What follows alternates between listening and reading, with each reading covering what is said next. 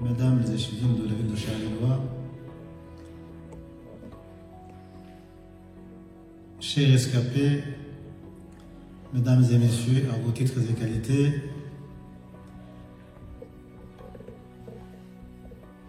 je vais faire mon témoignage, mais avant de faire mon témoignage, je vais introduire justement la genèse historique, juste une genèse historique qui nous a conduit jusqu'au génocide. C'est une partie écrite que je dois lire et la partie du témoignage viendra après, si vous permettez.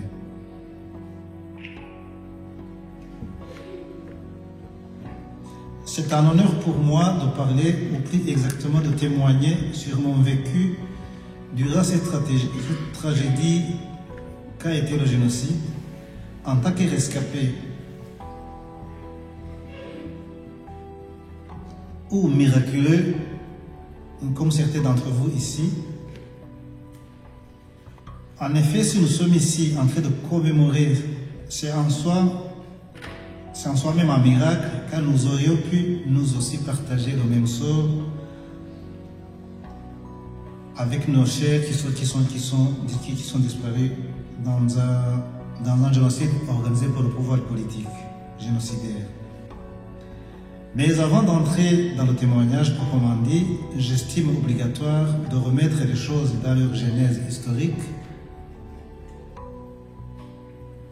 afin d'éviter que notre histoire soit mal racontée par d'autres, parfois à des fins de négationnisme.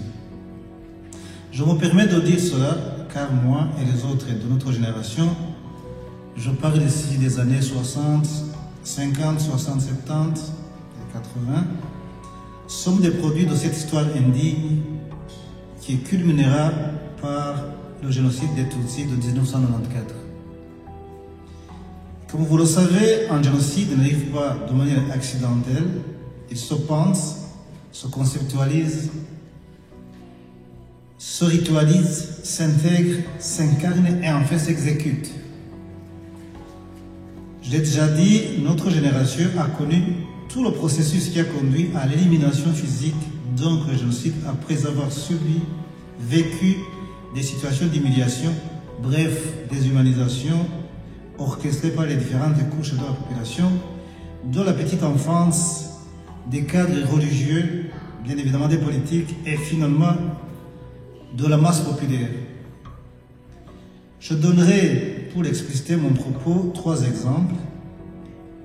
Le premier, c'est vers les années 1965-66, un garçon du quartier, je dis cela parce que ce garçon était mon aîné de 2 ans seulement, un jour il croisa ma mère sur le chemin et se permit de lui dire en chanson, je vais la chanter,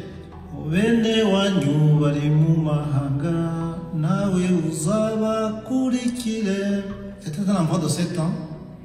Mais parce que ça se chantait peut-être à la maison, c'est pour ça qu'il a pu reproduire ça. Donc, si je traduis, il a dit tes frères sont partis à l'étranger, tu n'as qu'à les suivre. Ce garçon a ainsi bravé les interdits culturels qui astreignaient tout enfant à notre époque au respect de toute personne âgée et de surcroît une maman de l'âge de sa mère. Et la situation avait permis que le Tutsi, âgé ou jeune, n'ait droit à aucun respect. Cette maman, donc ma mère, qui a vécu cette humiliation, a fini par être exécutée pendant le génocide de 1994. Ensuite, vous parlez d'une histoire d'une fille qui, à la fin de ses études secondaires, elle a écrit à une copine qui était restée à l'année inférieure, à lui demander les nouvelles de l'école, mais sa lettre, avant d'être postée, a été chippée par sa colocatrice. La lettre l'a conduit à la brigade de sa région. La lettre en soi contenait le mot salaud. Et les autorités ont interprété comme quoi le mot salaud signifiait Abahutu. Elle a été emprisonnée, a été rayée dans la liste des fonctionnaires de l'État, de la fonction publique. Mais ce que je voulais dire ici, c'est qu'un curé de la paroisse de chez elle, il est allé voir ses parents Elle les a parlé de manière sarcastique en disant « Votre fille a été emprisonnée, elle sera enceinte ou sortira vieille dit. » C'est-à-dire qu'au Rwanda, elle sortira enceinte ou vieille dit. Donc, ce prêtre, au lieu de compatir avec les parents éprouvés, il est venu Kubasong, c'est-à-dire les enfoncer dans le chagrin. Cette fille, elle aussi, a été tuée pendant le génocide de 1994. Et troisième histoire, enfin, vous savez, comme vous savez, le 1er octobre 1990, le FPR attaqua le Rwanda. Dans la nuit du 4 au 5, un simulacre d'attaque sur la capitale est organisé. Le lendemain, commence la chasse aux Tutsis qui aurait été soi-disant complice de l'attaque. Mais ce qui est curieux, et sur quoi je voudrais insister, c'est que certains Hutus se sont sentis investis dans le pouvoir, surtout Tutsis, de sorte qu'un voisin s'introduisait dans la maison, fouillait la maison et finalement te conduisait à la brigade ou au stade de Nyamirambo où on emprisonnait tout le monde.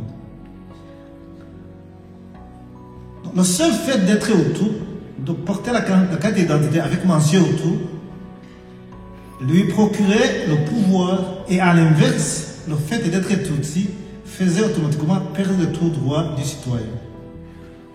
Aussi, ces Ibyitso, donc c'est compris, donc ces soi-disant Ibyitso ont été presque tous génocidés en 1994. Maintenant, si que j'existe en tant que rescapé du génocide, je dirais que c'est un honneur de témoigner de l'histoire de mon existence pendant une période qui m'a appris les miens, les amis, les vôtres, bref, les Tutsis de mon pays, le Rwanda. Je vais vous raconter une anecdote encore une fois qui s'est produite en 1972. Une petite histoire sur l'année 72, c'est que le régime, donc le président était à l'époque était M. Kayibanda. En 72, s'était préparé un coup d'État pour le renverser. Et le Tutsi était celui qui a été le bouc émissaire pour changer le pouvoir politique. Donc, pendant cette période, ma grande sœur, qui s'appelle Moussoubandi Marie-Providence, de retour de l'église, rencontre un vieux sage et voyant. Il la salue et lui demande chez elle. Ma sœur, toute naïve, lui montre chez elle. Le vieux, à son tour, lui dit « Jeune fille, je ne te connais pas, mais je vais te faire une révélation. Notre moutoile, ça fait notre président, va partir. Il sera remplacé par un monsieur du nord du pays qui va travailler, et bien travailler. Le pays sera en paix et prospère. Mais sa chute sera suivie de sang dans tout le pays. Et ceux qui gagnent que tu vois, plein de gens, ils vont tous mourir. Il n'y aura pas de rescapé, sauf celui qui sera sur le versant de Nyakabanda. Nyakabanda, c'est une colonie qui délimite la capitale de Kigali du côté du nord. C'est là où j'habitais, justement, c'est pour ça que j'ai introduit cela. Moi, j'habitais à Nyakabanda, et sur la révélation du vieux, j'étais promis que je serais peut-être rescapé, même si je n'étais pas sûr. Mais le 26 mars 1994, ma soeur est venue nous rendre visite. J'étais jeune marié. Ma soeur est venue nous rendre visite. C'était notre soeur, c'est pas celle qui avait reçu la révélation. Et m'a rappelé que, parce qu'il y avait un climat d'insécurité généralisé, ça se prépare, on voyait. Elle m'a dit, au moins vous qui habitez sur le versant de Nyakabanda, peut-être que vous serez ressuscité, vous serez rescapé. C'est comme ça que, à chaque fois que je fais le témoignage, j'introduis cela dans mon histoire, qui fait suite à une révélation qui est, je dirais, culturelle, mais qui remonte de 1972 jusqu'à 1994. Alors la suite, c'est mon histoire maintenant. Donc j'ai... Le 6 avril, comme dans presque tous les quartiers de Kigali, il y avait une insécurité. On avait organisé des rondes qui étaient assurées par les gens qu'on payait. À ce jour-là, ce soir-là, j'avais été élu président du quartier qui devait engager les gens qui devaient faire la ronde justement pour la sécurité du quartier. Ce même soir, le 6, nous sommes un voisin, son frère qui était motard avait été tué justement dans cette sécurité-là, on l'a fusillé. on était allé faire le deuil chez lui. Et quand on était là, c'est là où on a entendu le coup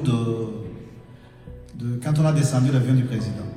Tout le monde se demandait de quoi il s'agissait parce que ça fait un bruit qui n'était pas habituel. On était habitué à des grenades, mais ce jour-là, cette nuit-là, c'était autre chose. Mais quand j'étais là, dans cette famille-là, les jeunes du quartier, qui étaient apparemment des Italiens que je ne connaissais pas, ils s'étaient venus se faire que je les mettais sur la liste pour assurer la sécurité. J'étais en train de faire la liste des gens que j'avais engagés, jusqu'à ce que le bruit là de l'avion survint. Et donc, on a arrêté, on est rentré. Et c'est le lendemain qu'on a su que c'était le président qui était décédé, c'est l'avion qui a été abattu, qui était décédé. Donc, ce jour-là, on est resté à la maison. C'était le 7 matin. On est allé s'approvisionner dans des boutiques qui étaient à côté parce qu'on ne savait pas ce qui allait se passer. Ce jour, au soir, vers 16h, c'est que le matin, on avait commencé à tuer du côté de Kakir, du côté de là où était la garde présidentielle, du côté de la ville. Et nous, on était encore épargnés. À 16h, juste exactement, il a un voisin, c'est le père d'une fille qui est ici, était tué dans notre quartier, juste tout près de chez nous.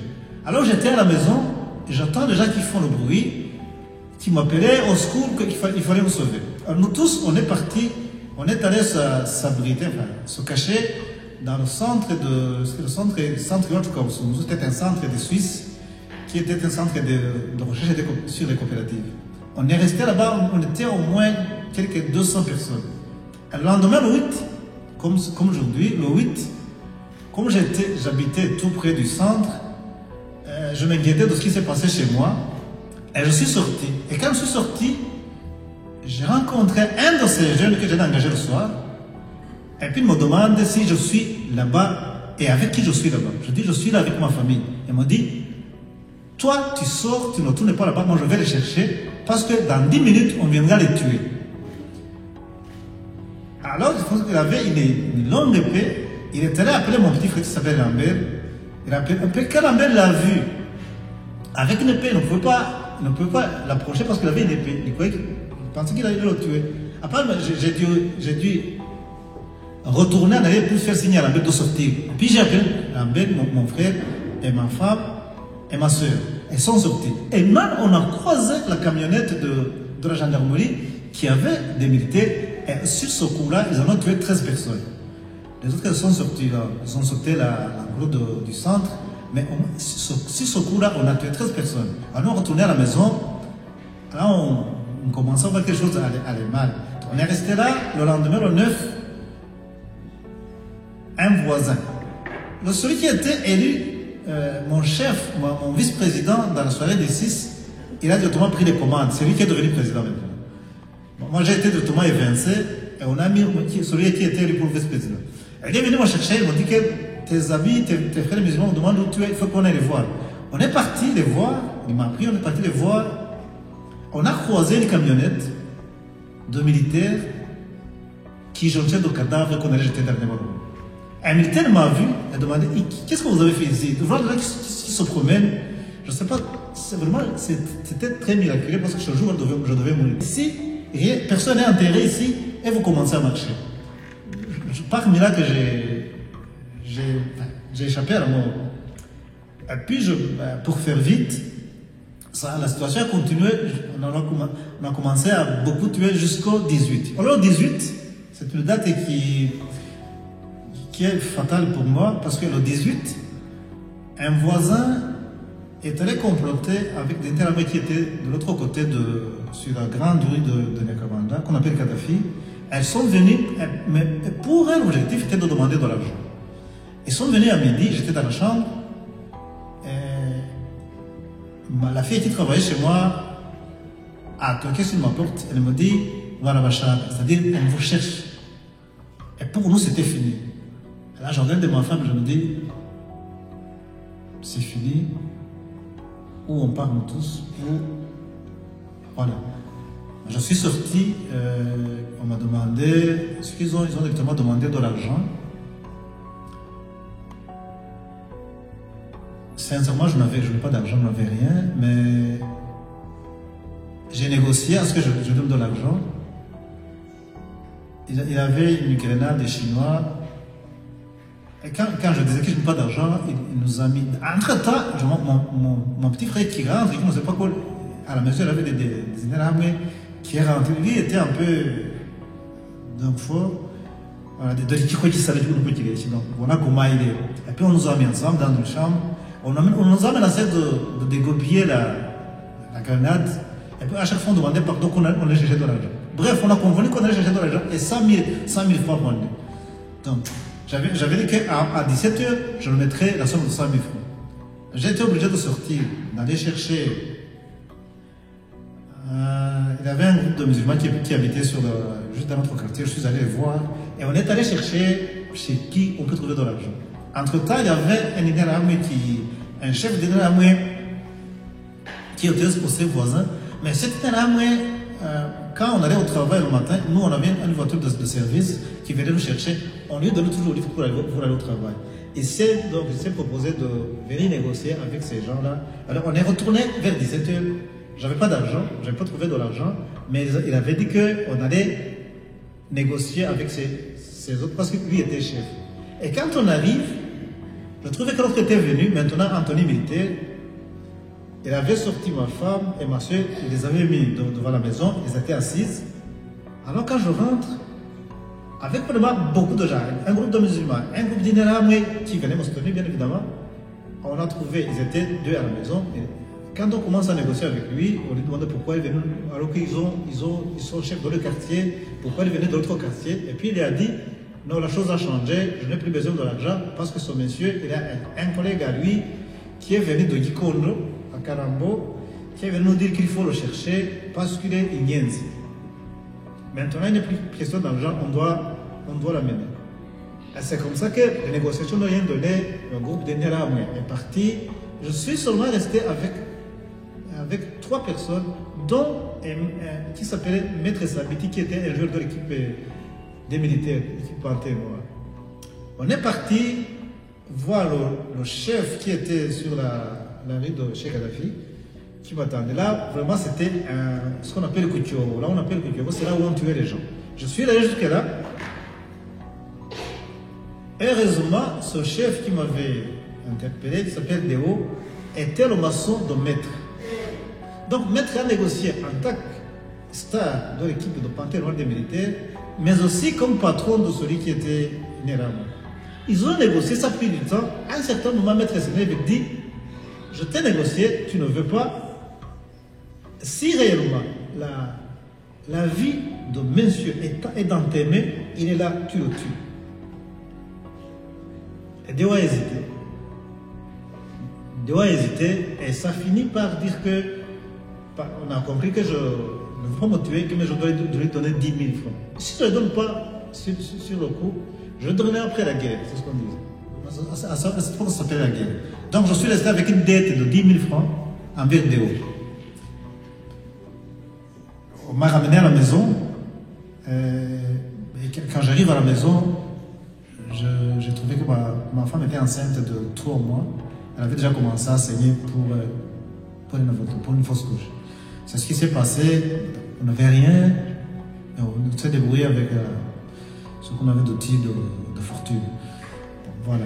Donc jusqu'au 18, j'avais convenu avec parce que dans tout le quartier, il y avait des barrières.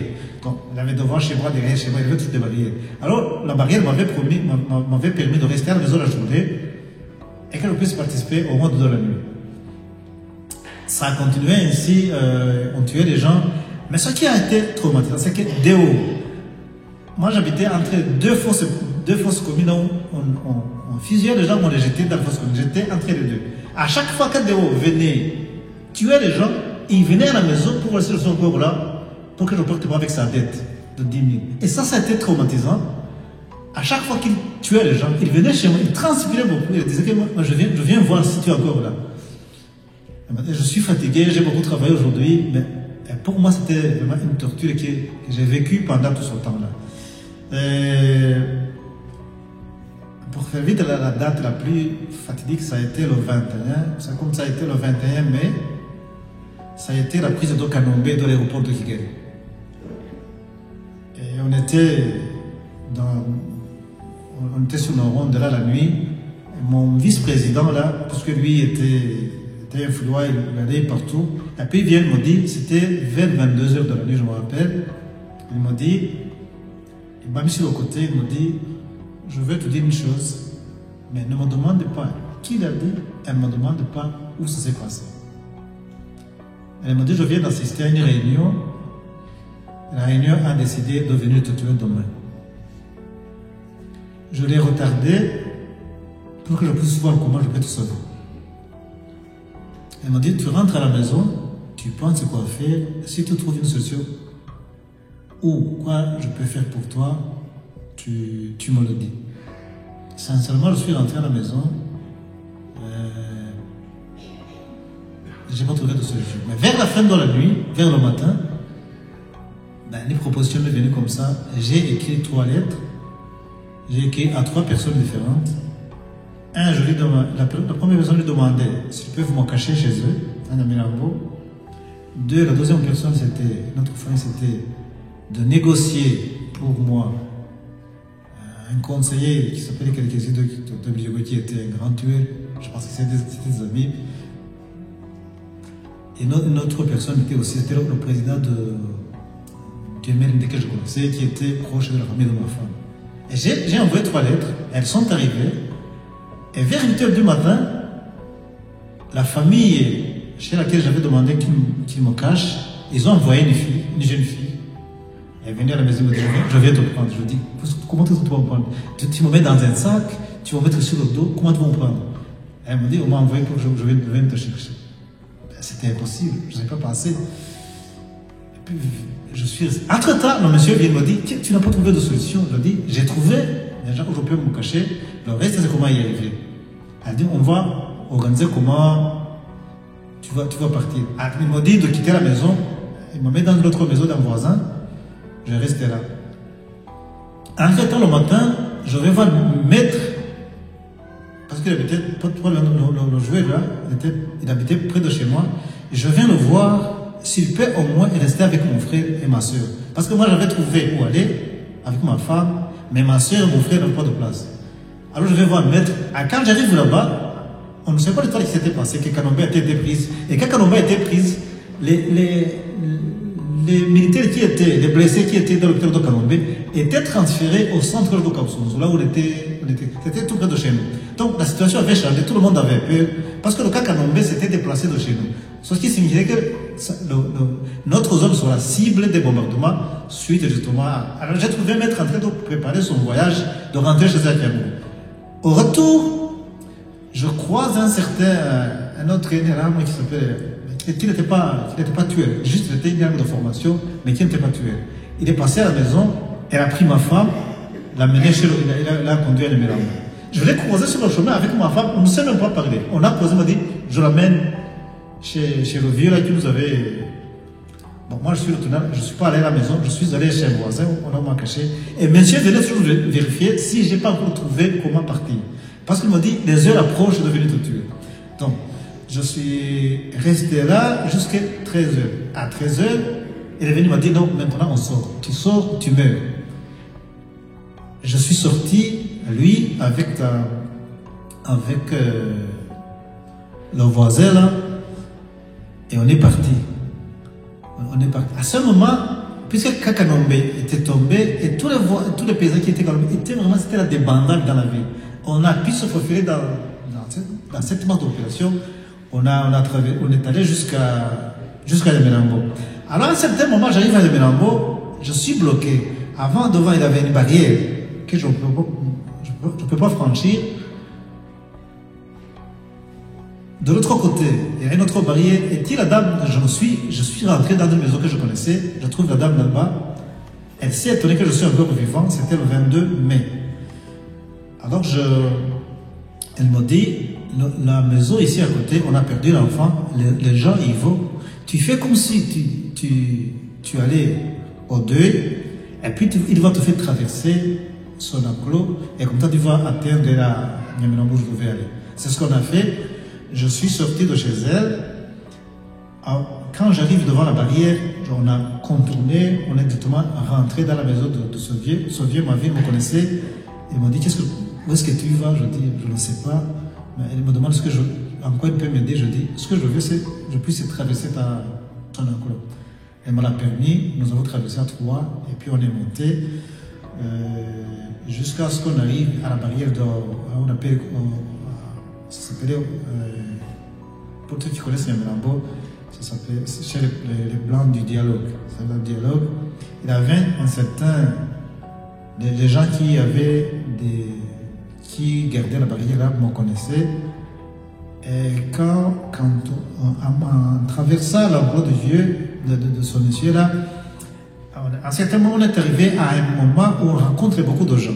Et pour faire semblant que nous aussi, on fait partie du quartier, pour qu'on ne soupçonne rien, on les a interceptés, on les a demandé pourquoi ils fuyaient. Ils nous ont dit, si vous ne le faites pas, vous allez nous trouver devant demain. Si vous êtes intelligent, on pourrait partir ensemble.